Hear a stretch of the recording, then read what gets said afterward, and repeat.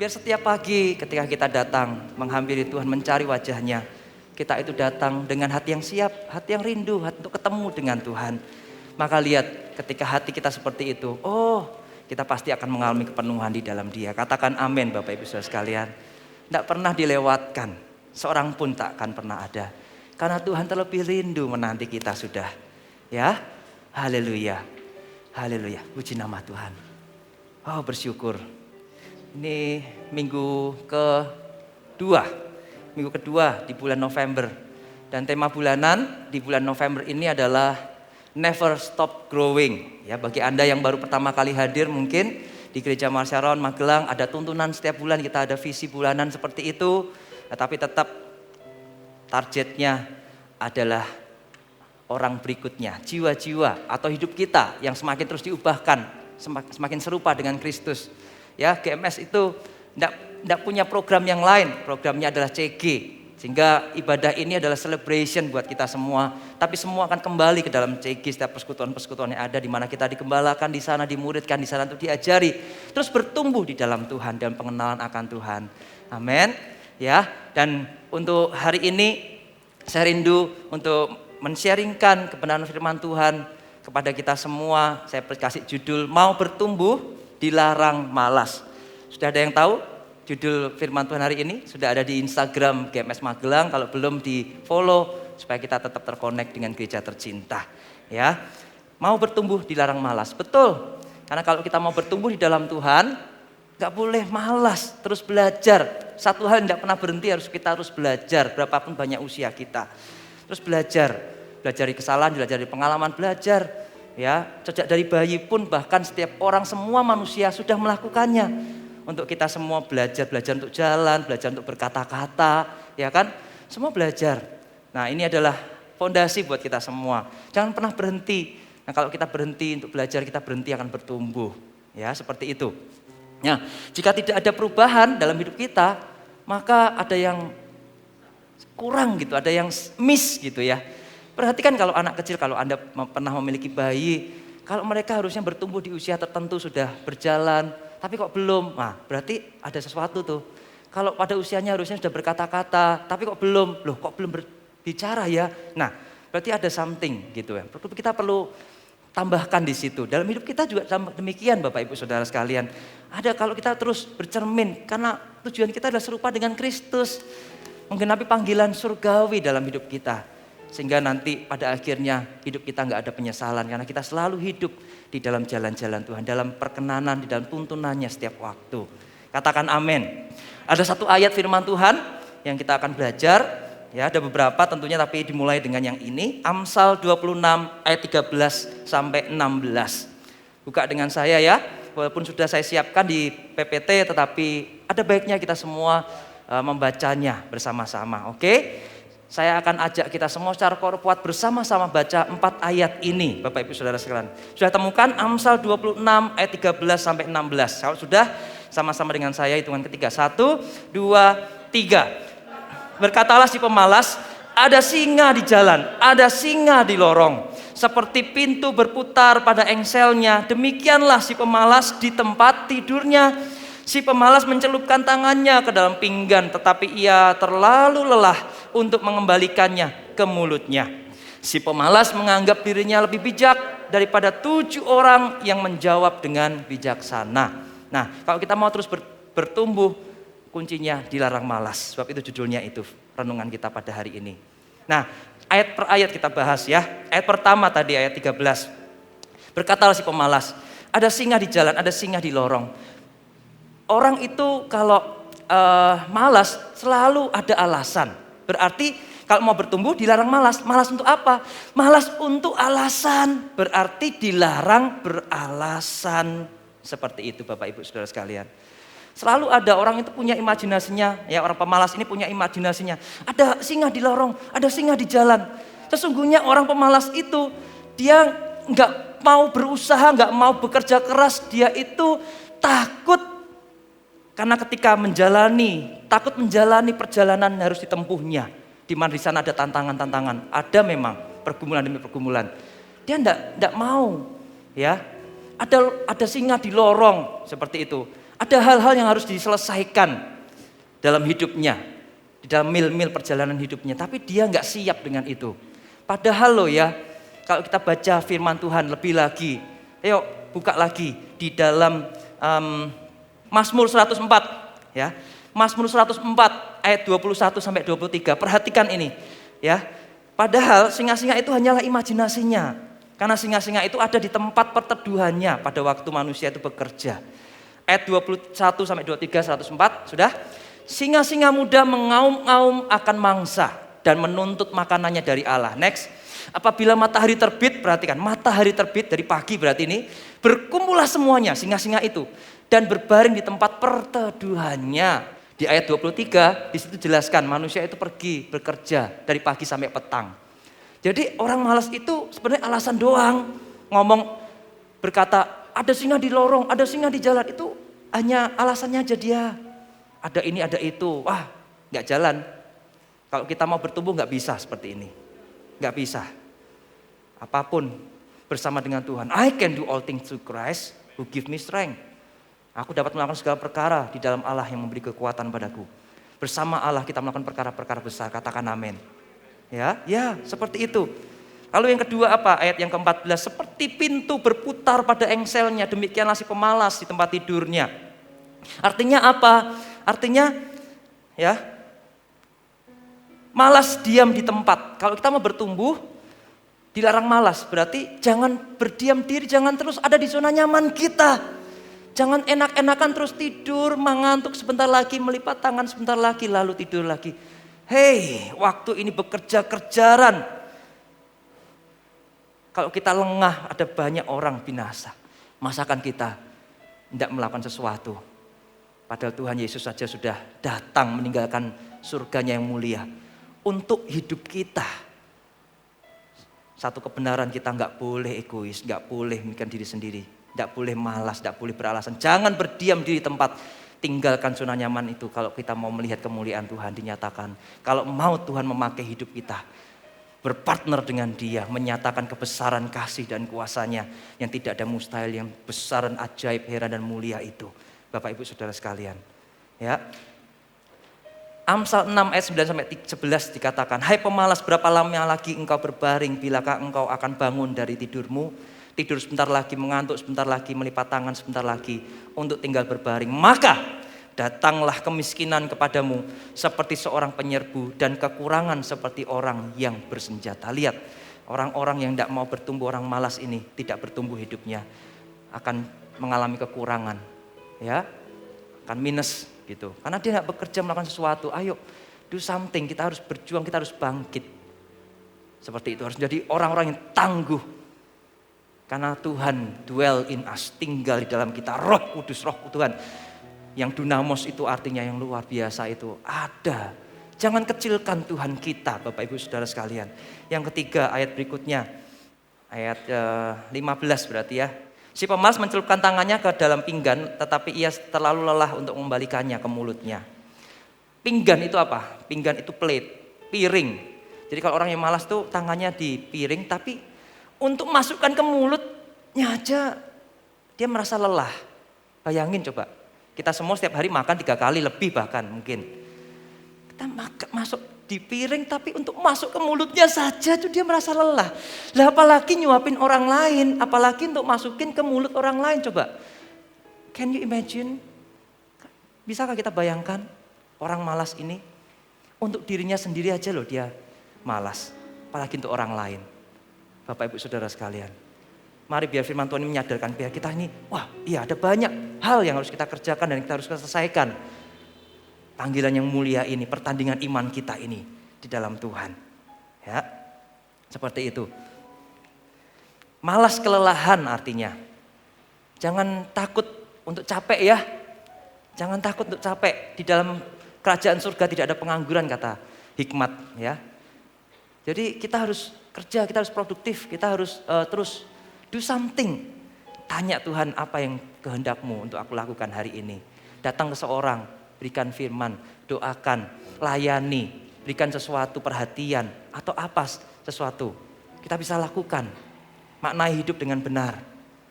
Itulah hidup yang berarti kita akan dapatkan kemudian.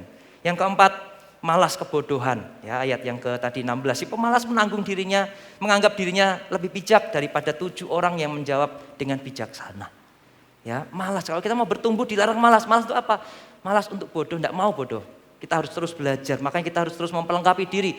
Terus setiap waktu kita harus self improvement. Apa yang kita kurang? Orang itu kok bisa, aku nggak bisa.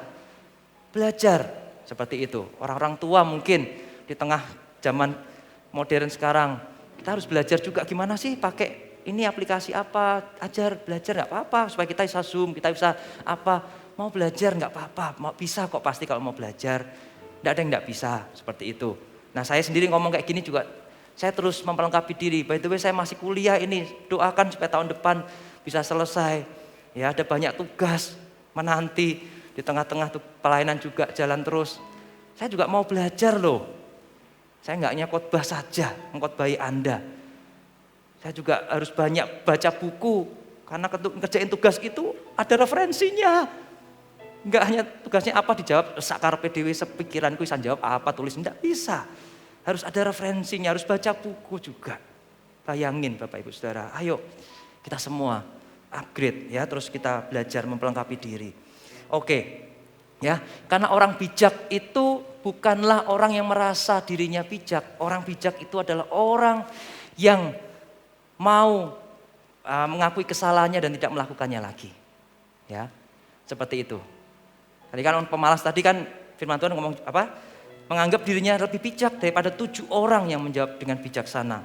Juga kita mau belajar dari orang yang bijaksana itu bagaimana? Orang bijak itu bukan orang yang merasa dirinya bijak, no. Tapi orang bijak itu adalah orang yang ya mau mengakui kesalahannya dan tidak melakukannya atau tidak mengulangi lagi. Seperti itu. Ada beberapa kategori untuk orang percaya yang bertumbuh Bapak Ibu Saudara sekalian. Sederhana aja. Yang pertama, hamba dewasa. Ya, Paulus menulis tentang hamba dewasa ini ada 5 jawatan, rasul, nabi, ya, penginjil, gembala, lalu pengajar. Ini hamba dewasa. Ya, kita harus terus bertumbuh ya. Yang kedua adalah orang Kristen dewasa. Di mana orang Kristen dewasa itu definisinya sederhana saja. Orang-orang Kristen dewasa itu orang yang telah masuk dalam seluruh kepenuhan di dalam Kristus Yesus Tuhan kita. Jadi bagaimana dengan hidup kita? Yang ketiga adalah bayi atau anak-anak. Ya, yang mudah terombang-ambingkan dengan pengajaran-pengajaran palsu dan yang tidak benar. Bingung dia, karena tidak pernah baca firman. Bingung dia, karena nggak pernah bersekutu dengan Tuhan. Sehingga Roh Kudus tuh kayak padam gitu ya. Karena dia tidak mau dengar. Kalaupun dia mendengar, hati nurunnya menuduh atau mengingatkan, memperingatkan. Tapi dia keras hati. Seperti anak maunya sendiri. Enggak, pokoknya fokusnya diri sendiri. Enggak mau tahu, enggak peduli dengan lingkungan dan sebagainya. Lihat, di mana kerohanian, kategori kerohanian kita saat ini. Apakah masih di anak-anak walaupun usia kita banyak? Atau sudah dewasa, orang Kristen dewasa? Buktinya kita mengalami kepenuhan dalam Kristus. Sifat karakternya, semua kita teladani apa yang Yesus sudah berikan bagi kita. Kita jalani juga jalan yang sama. Ya, mengasihi, melayani, memberi, mengampuni dan semuanya perbuatan kasih itu. Ya, lanjutkan lagi. Nah, kalau ini beberapa area saya bawa 3 aplikasi, 3 area bertumbuh. Ya, kita semua. Yuk sama-sama bertumbuh di dalam 3 area ini Bapak Ibu Saudara sekalian. Yang pertama adalah area kita bertumbuh dalam pemikiran, ya, bertumbuh dalam pemikiran. 1 Korintus 14 ayat 20, bertumbuh dalam pemikiran. 1 Korintus 14 ayat 20, firman Tuhan berkata demikian, dengarkan baik-baik. 1 Korintus 14 ayat 20 ya. Saudara-saudara, janganlah sama seperti anak-anak dalam pemikiranmu. Jadilah anak-anak dalam kejahatan, tetapi orang dewasa dalam pemikiranmu. Jadi dalam pemikiran kita juga bertumbuh. Jangan terus dalam seperti pemikiran anak-anak, tapi dewasa. Boleh jadi seperti anak-anak dalam hal kejahatan. Karena tulus murni dia, tidak tahu, tidak mau bahkan melakukan apa yang jahat. Oke, pemikiran anak itu seperti apa? Yang saya bisa bayangkan adalah pemikiran anak itu egois, self-center, bukan Christ-center. Bapak Ibu Saudara sekalian, mari kita pikirkan perkara-perkara yang di atas di mana Kristus ada. duduk di atas tahta kasih karunia. Ya, bukan pikiran kita, bukan egois kita, self-center diri sendiri. Pokoknya aku, kamu, pokoknya harus layani aku, hormati aku, dan kamu, aku terus. No, itu anak-anak. Apalagi pemikiran anak-anak itu mau diperhatikan, maunya dimengertikan, maunya dimengerti terus, tapi tidak mau peduli dengan lingkungannya, tidak aware, tidak sensitif atau tidak peka seperti itu anak-anak. Ya, tapi dalam pemikiran dewasa. Nah, pemikiran dewasa seperti apa? Pemikiran dewasa itu mengerti, ya, punya pengertian, ya, punya kesabaran seperti itu. Hal ini baik buat kita, jemaat Tuhan. Ketika kita punya pengertian, punya kesabaran, itu baik buat kita. Juga baik buat orang lain yang di sekitar kita, di sekeliling kita. Mereka akan diberkati Tuhan, mereka akan sungguh-sungguh bersyukur, ya. Kalau kita memiliki pengertian dan kesabaran. Contoh rumah tangga, suami istri, orang tua anak coba. Kalau orang tua pengertian sama anaknya, sabar juga. Anaknya bahagia, senang, dia bertumbuh dewasa juga. Kalau suami istri, ya, saling pengertian dan sabar juga dengan kesempatan pasangannya untuk berubah terus. Coba, betapa indahnya surga di bumi, bukan neraka di bumi. Anak itu punya pengertian dan sabaran juga. Dia akan sayang, hormat kepada orang tuanya. Ya kan? Ayo inginkan yang seperti itu. Lalu area yang kedua untuk kita bertumbuh adalah bertumbuhlah dalam perbuatan. Bertumbuh dalam perbuatan. Artinya apa? Bertumbuh dalam perbuatan, aplikasinya apa? Dewasa dalam merespon. Tidak spontan, ya, meledak-ledak gitu ya. Tidak punya penguasaan diri, tapi bijaksana perbuatannya. Bagaimana dengan hidup kita? Apakah kita terima sesuatu informasi, berita, atau kalau masuk di SMS, WA tertentu berita apa, kita langsung seperti itu, ekspresif gitu. Ayo, kita harus bijaksana dalam hidup. Banyak kali berita-berita hoaks tersebar di medsos. Kalau kita pakai medsos, bijaksanalah dengan medsos. Tidak perlu jadi orang yang kepo, ingin tahu urusan orang lain. Urusi diri kita sendiri, kita harus bertanggungjawabkan di hadapan Tuhan. Itu dia. Ayo kita harus berubah. Tinggalkan yang anak-anak itu pengen tahu, pengen ini itu, pengen itu. No. Tapi terus bertumbuh dalam tanggung jawab dan kedewasaan. Bapak Ibu Saudara sekalian. Ya, seperti itu. Jangan jadi gosiper. Bangkit dan jadilah pengaruh buat lingkungan kita, keluarga kita, komunitas kita. Di mana kita ada, di gereja kita juga.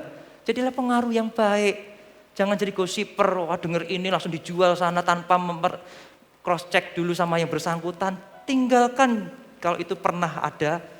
Kita harus berubah ke arah kepenuhan Kristus. Orang Kristen dewasa akan mengalami masuk dalam seluruh kepenuhan Kristus. Yesus tidak melakukan itu. Ada banyak yang didakwakan pada dia selalu membawa damai sejahtera. Ada amin.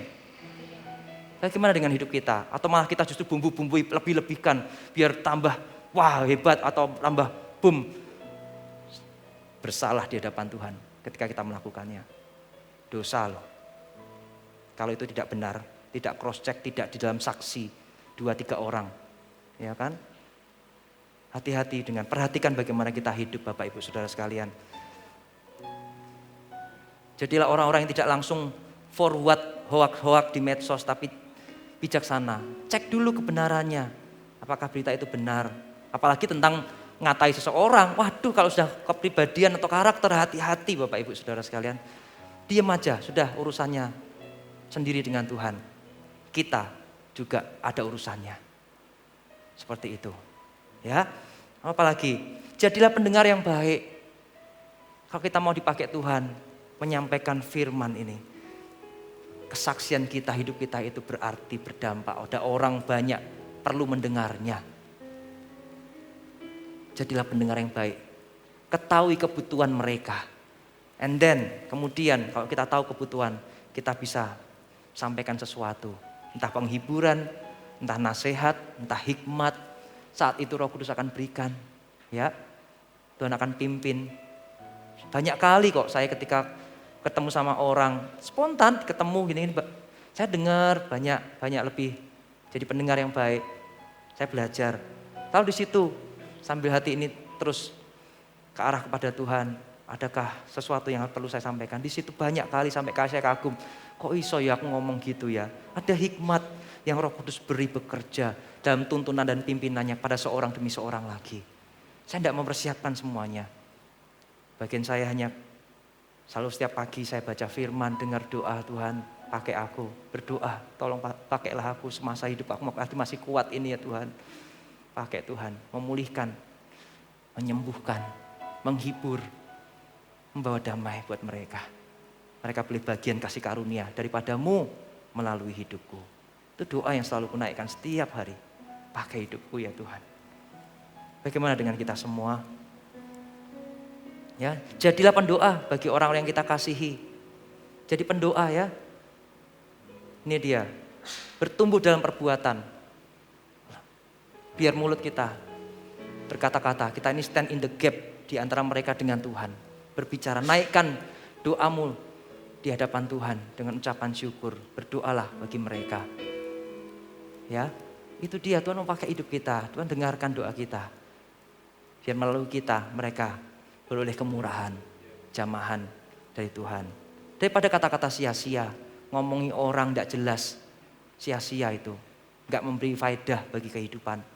Tapi ketika kita berdoa buat mereka, wah, sekalipun orang itu malah ngatai jahit, tidak baik ini. Tapi kita berdoa, itu yang mulia di hadapan Tuhan. Katanya suruh mengasihi musuh bahkan. Berdoalah buat orang itu kan. Wow, kalau kita tahu firman ini, jangan hanya berhenti di pengetahuan. Jadilah di dalam kehidupan kita. Kita mengucapkan berkat buat mereka. Orang-orang. Mungkin mereka tidak tahu apa yang mereka perbuat. Contohnya kayak gitulah. Ya, ini loh orang yang bertumbuh dalam perbuatan. Oke, apalagi fokus pada esensi bukan sensasi. Maksudnya apa? Pada esensi yang penting bukan yang sensasi sekejap gitu aja. Tapi banyak orang malah perhatikannya fokusnya pada sensasinya bukan esensi. Kebalik. Sebab itu kita dengar firman Tuhan ini. Yang Tuhan mau fokus pada esensi bukan sensasi. Artinya apa? Pada pertumbuhan. Pertumbuhan iman kita, pengenalan kita akan Tuhan. Pertumbuhan kerohanian kita, spiritual life kita. Tidak pernah berhenti, itu yang harus kita kejar. Menjadi pribadi yang lebih baik lagi. Itu dia yang kita inginkan. Daripada ngurusi yang gak jelas. Terus bertumbuh. Equip self-improvement, belajar dan baca film. Mari berdoa dan lakukan perbuatan baik. Dan semuanya siap selalu tersedia gitu untuk dipakai Tuhan. Itu menjadi pribadi yang lebih baik. Setiap waktu dari sehari ke sehari. Ya, mengejar yang terutama dalam hidup, yaitu perkenanan Tuhan. Dan apa kata Tuhan, bukan apa kata manusia. Bapak Ibu Saudara sekalian, itu dia. Fokus pada esensi, bukan pada sensasi, ya kan? Kemudian apalagi fokus pada fungsi, bukan posisi. Fokus pada fungsi, bukan posisi. Ya, temukan dulu. Fungsi kita apa sebagai suami, fungsi kita apa sebagai istri. Kan ada, sudah diajarkan di sini. Peran dan fungsi suami, istri, orang tua sudah diajarkan banyaklah. Anda sudah punya banyak pendengaran itu akan firman Kristus. Tapi biar itu kita mengalami kemerdekaan atasnya karena kita menjadi pelaku firman. Bukan pendengar dan lupa. Ya, fokus pada fungsi. Temukan fungsi kita. Pemakaian Tuhan itu selalu berdasarkan fungsi, bukan posisi. Percayalah, yakinlah satu hal kebenaran ini. Posisi itu akan menyusul kemudian. Tetapi fungsi harus jalan lebih dulu. Harus jalan lebih dulu. Ya, itu dia. Dan ketika kita fokus pada fungsi, ketahuilah kita membangun reputasi hidup kita di hadapan Tuhan sebagai anak-anaknya. Orang-orang yang percaya, yang menyebut dirinya Kristen, pengikut Kristus. Bapak Ibu Saudara sekalian. Ya, fungsi itu akan membangun reputasi. Dan kita percaya bahwa modal terbesar dari seorang manusia adalah kepercayaan. Betul apa betul? Ya, modal terbesar yang kita punya ini adalah kepercayaan. Jaga kepercayaan itu. Kepercayaan yang Tuhan beri lewat hidup nafas ini. Kalau kita bisa bernafas hari ini, menyebut hari ini, kita masih hidup bernafas. Ini kepercayaan Tuhan. juga kepercayaan manusia. Pasangan kita, anak-anak kita, orang tua kita yang terus ada bersama kita, terus mendukung. Ya, jangan menyerah. Mereka aja nggak menyerah, mereka punya harapan, ekspektasi. Maka kita dengan diri sendiri enggak, itu gimana? Kan nggak betul itu. Ya kan? Ayo jaga. Reputasi itu seperti biji mata. Harus dijagai dengan sungguh-sungguh. Sebab luka bisa sembuh Bapak Ibu Saudara sekalian. Tapi kalau mata ini sakit dan kehilangan fungsinya, penglihatan, maka yang terjadilah lenyaplah segala yang ada. Lenyap semua. Buat apa? Punya mata gak bisa melihat. Sekalipun kita punya seluruh dunia, tidak bisa menikmati keindahannya. Apa ini, apa itu, gak tahu. Lihat, coba bayangin sebentar. Jika reputasi itu kita tidak jaga seperti biji mata. Jika itu lenyap, maka lenyaplah seluruh segala-galanya. Oh haleluya, puji nama Tuhan. Sebab itu, ini yang harus kita lakukan. Jaga reputasi kita di dalam firman Tuhan. Ya, dalam sesuai dengan firman Tuhan. Seperti itu. Dan akan nyata kalau kita menjaga reputasi kita sesuai dengan firman Tuhan. Maka kita pun akan menjaga reputasi Tuhan kita. Dan reputasi gereja Tuhan. Saya bersyukur ada cerita jemaat ya. Ada cerita mereka harusnya bisa, karena kalau nggak punya penguasaan diri, mereka bisa melakukan sesuatu untuk membela dirinya atau untuk apalah, melakukan sesuatu yang kurang baik, sebenarnya nggak berkenan Tuhan, saya tahu. Tapi ini hanya sekedar cerita. Tapi orang ini menguasai dirinya karena dia tahu dia berdiri di atas nama Tuhannya. Dan dia juga pakai baju gereja Mawar Syaron. Istilahnya gitu, identitasnya. Dia juga jemaat gereja Mawar Syaron. Masakan gereja Mawar Syaron jemaatnya melakukan perbuatan hina. Paham sampai sini jemaat? Amin. Haleluya. Haleluya. Mari kita jaga yang satu ini. Kita ini mewakili Tuhan. Kita ini mewakili gereja tercinta. Perhatikanlah bagaimana kita hidup dalam berkata-kata kita. Berpikir dan berbuat perbuatan kita ini. Haleluya, puji nama Tuhan. Thank you. Tuhan sudah jagai sampai hari ini. Mari kita lanjutkan terus ya. Kemudian ya, hidup ini singkat, jadikanlah hidup ini selalu bermakna dan bermanfaat bagi sesama. Oke, yang ketiga, yang terakhir, bertumbuh dalam kasih. Ini dia. Bertumbuh dalam kasih, bertumbuh dalam pemikiran, bertumbuh dalam perbuatan. Yang ketiga adalah bertumbuh dalam kasih. Dalam 3 area ini kita harus bertumbuh. Ya. Nah, simpelnya apa? Bagaimana bertumbuh dalam kasih? Kita harus mengenal dulu perbuatan kasih itu apa. Tadi saya sudah sampaikan di awal. Perbuatan kasih adalah sederhana, melayani, mengasihi, mengampuni, memberi. 4 ini fokus ini dulu aja. Nanti yang lain-lain akan ditambahkan. Ya, mengasihi, berarti mengasihi sama, mengasihi Tuhan dan sesama dengan segenap hati. Itulah hukum yang terutama, kata firman. Kita harus hidup dalam hukum yang itu. Karena kalau tidak, kita akan dihakimi di atas hukum itu juga. Pada waktunya hari penghakiman datang. Ya kan? Mengasihi itu dengan tulus hati. Karena kalau enggak tulus hati, ya Tuhan tidak berkenan. Tuhan itu lihat hati kita. Jangan hanya untuk pencitraan atau apa kata orang. Tapi perhatikan apa kata Tuhan lebih daripada apa kata orang. Kan seperti itu. Ya. Mengasihi itu aktif, inisiatif. Dan tidak menunggu keadaan baik. Lihat Tuhan kita sudah memberi teladan. Hari ini nanti kita akan memperingati persekutuan dengan tubuh dan darah Tuhan. Selalu maknai ketika kita seperti hari ini minggu kedua kita mau perjamuan kudus itu maknai. Tuhan itu sudah mengasihi kita ketika kita masih berdosa. Dia dengan tulus hati tinggalkan tahtanya yang mulia. Untuk menjangkaumu dan menjangkauku kita semua. Harus aktif, inisiatif. Tidak perlu nunggu keadaan baik. Kita yang berdarah-darah, Tuhan tidak nunggu.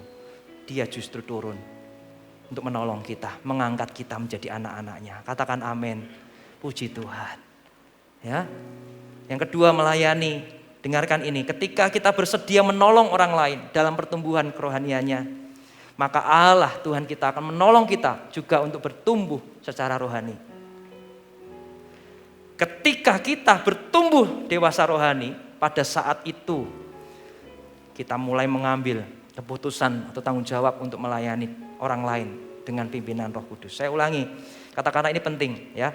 Ketika kita bersedia menolong orang lain dalam pertumbuhan rohani, maka Allah akan menolong kita untuk bertumbuh secara rohani juga, untuk mengenal Dia. Dan kita akan bertumbuh dewasa rohani pada saat kita mengambil keputusan atau tanggung jawab untuk melayani seorang demi seorang lagi dalam pimpinan Roh Kudus.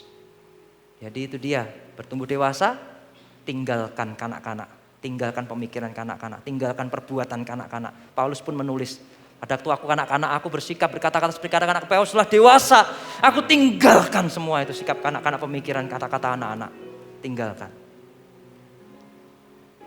Mengampuni, Mazmur 86 ayat 5.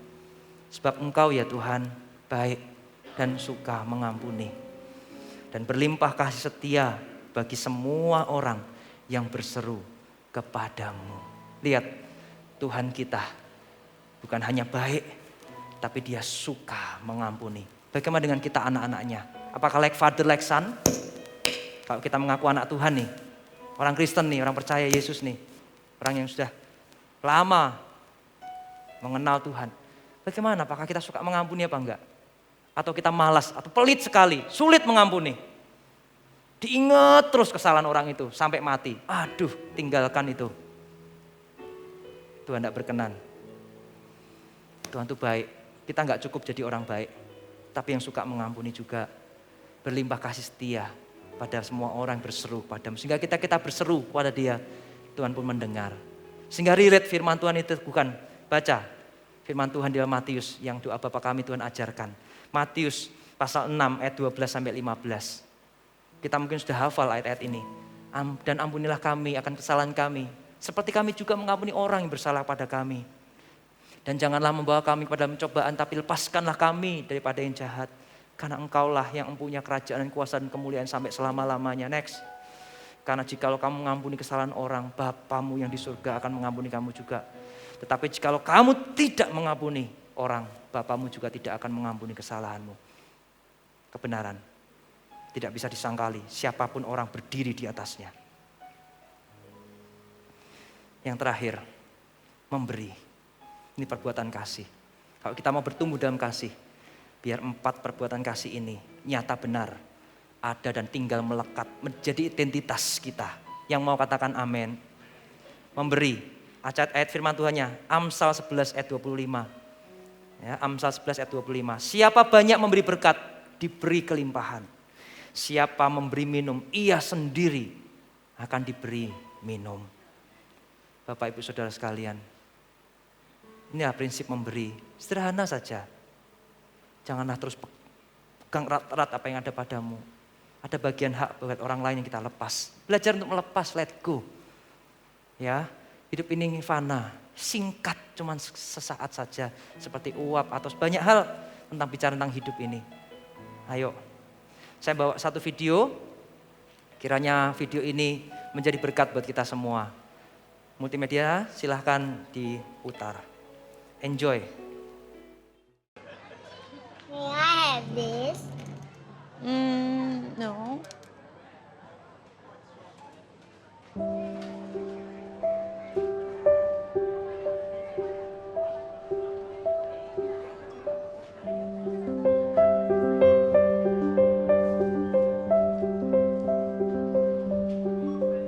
Why don't you get something special for Grandpa?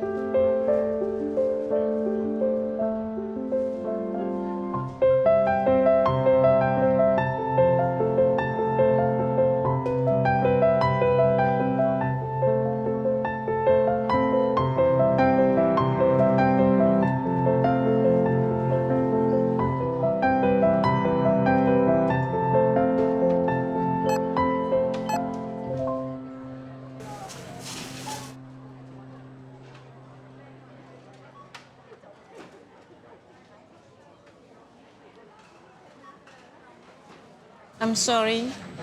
Can I return the cake, please? Sure, yes. I want the cake, please. I won't ask for anything else. Next time, okay? When we can afford it?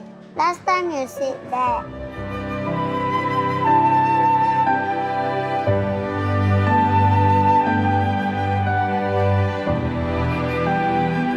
You don't want this? I'll take it back.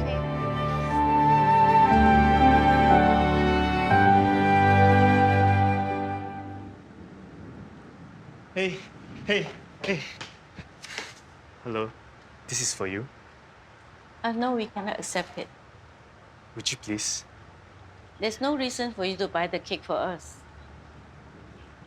Well, when I was 7, my mother wanted to buy me a cake. Mommy, I want this one. But at the counter, we didn't have enough.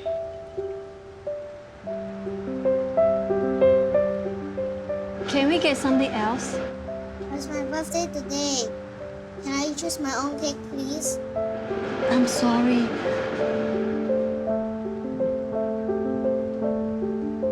Then, there's this man. I've never met him before.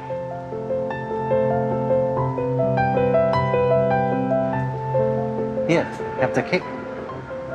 Happy birthday. I didn't know his name. I never got a chance to say thank you. I've never forgotten about him. The man in the queue. Thank you. No, thank you. Can I have your contact number? Let me repay you when we have the money.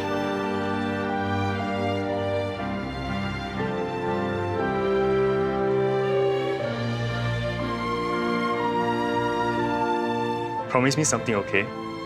Someday, when you're able to help somebody, you will do it? May I know your name, mister? Well, I'm the man in the queue.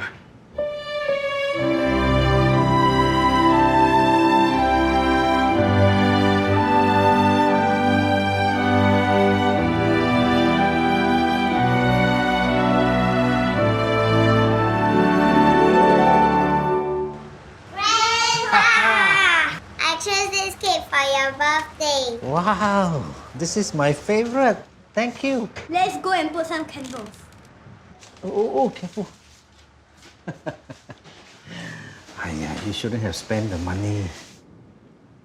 Actually, I came and paid for it. He give me this note. Please write down your address. I'll bring the money back to you later.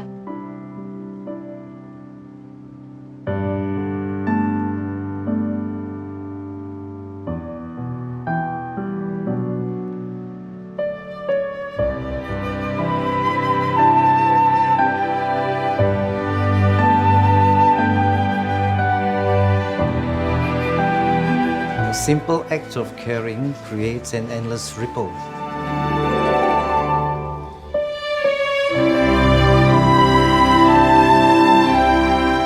That comes back to you. Thank you.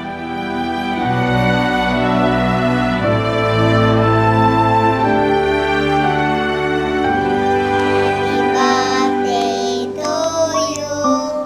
Happy birthday.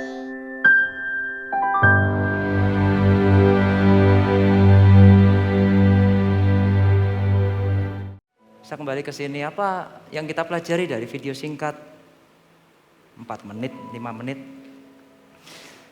Ini saya nonton sudah beberapa kali karena saya mempersiapkan sharing ini. Lihat, saya terharu loh.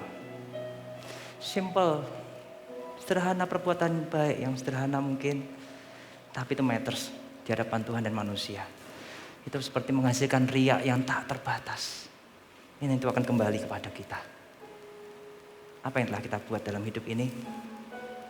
Ambil tanggung jawab untuk hidup di hadapannya. Untuk membangun kerajaan Allah sampai bumi penuh dengan kemuliaannya.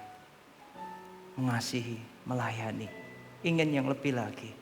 Mengampuni dan memberi. Puji nama Tuhan.